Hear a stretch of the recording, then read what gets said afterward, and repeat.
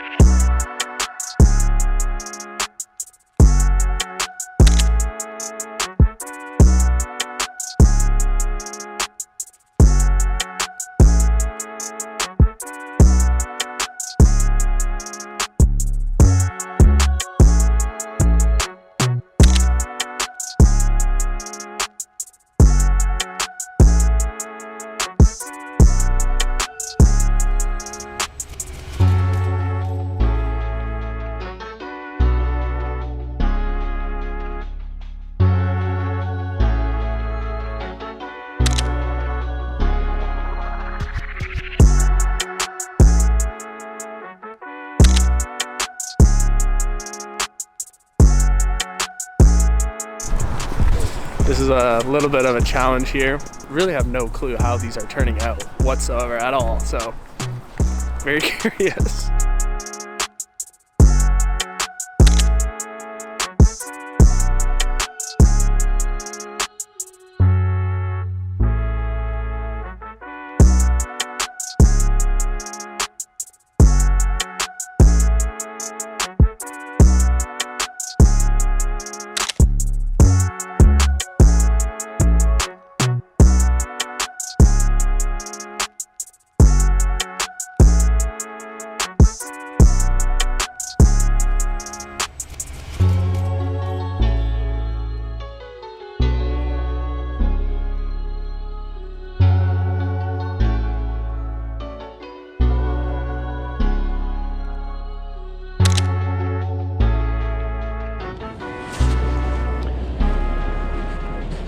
I just flipped the switch.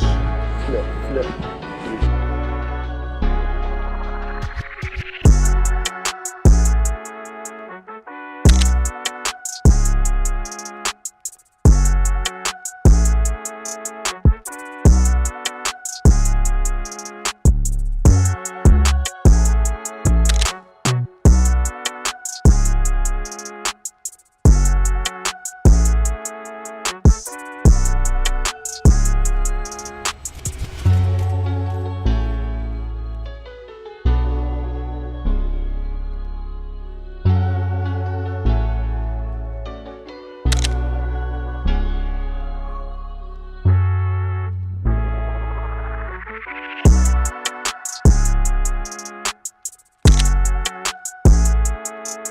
All right, we are packing it in for now.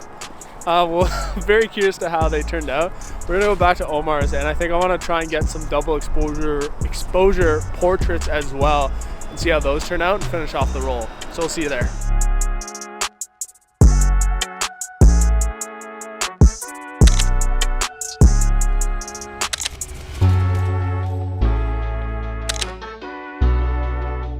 Check it out, your boy finally got a haircut. It feels nice to be faded up again, although it does feel a little bit weird to be exposed to the elements, and my scalp has not yet adjusted to the cold air. Anyways, let's get into some thoughts and talks about double exposure photography, because I definitely have a few thoughts about it. So if you don't know what double exposures are, it's essentially taking two photos and combining them. A lot of digital and film cameras have this as a built-in function, or you can just do it in post in Photoshop or whatever afterwards. And I decided to use my Canon A1's built-in double exposure function because that's the whole fun and challenge about doing a shoot like this with double exposure photography. So with my Canon A1, you just push in this little lever after you take a photo before you advance the film. And then when you actually go to advance the film, it doesn't advance it, but it resets the shutter so that you can expose the little piece of film twice or 3 times or 4 times, whatever you feel like really doing. You can make it a quadruple exposure if you want. Using this lever was a pretty big struggle. I'm pretty used to just taking the photo, advancing the film, and then moving on. And so I definitely took a bunch of photos without pushing this lever in when I was meaning to do a double exposure. So that was just kind of messing me up throughout the afternoon, the evening. So I actually combined a couple of the photos afterwards in post because that was like the intention anyways. Just to be completely honest with you guys, these were combined in post. So that was one of the struggles, just forgetting to push this lever in. But then a bunch of photos came out mismatched. So I had the idea, I would like take a photo, and then I had the idea of like, okay, I want to get this photo next to make it a double exposure. But a bunch of them came out, I guess I just like had timed it wrong, and maybe the film accidentally advanced. And I ended up taking a double exposure of something I didn't want to take a double exposure of. So here are a couple of examples. There's 2 portrait-oriented photos combined with a landscape-oriented photo, and it's not at all what I was going for. So that was a little bit frustrating to get it back after and kind of see that. And then somehow this is a triple exposure. It's very hard to tell because at that point, the film has been exposed 3 times, but it's a triple exposure. I don't know how that happened. That was definitely a little bit of a struggle and just something that you really got to pay attention to if you ever do go out and try like an in-camera double exposure function, especially on film, but that's all part of the fun and the challenge, right? I think double exposures are a great creative tool to sprinkle into like a portrait or a street photography shoot, but not to do a whole roll on. But for the sake of a YouTube video, like, I mean, why not? I did it anyways, and it was my first time too, so it's kind of to be expected, not being used to pushing this lever in and like getting the compositions that I wanted. And that's the other thing with double exposures, you really got to plan ahead and kind of think, okay, I just took a photo like this, what's a composition that's going to nicely complement that? And I think even with some of the photos that I did get, it didn't work out great, but there definitely were a few photos that I really did like once I got them back. So here's a few of those photos.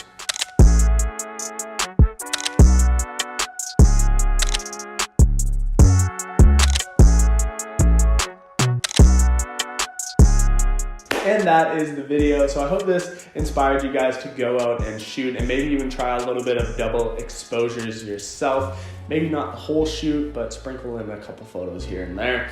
So if you guys enjoyed this video, please hit that like button. It really helps the channel. Make sure you subscribe. Stay tuned for more content. And I will catch you guys in the next one. Peace.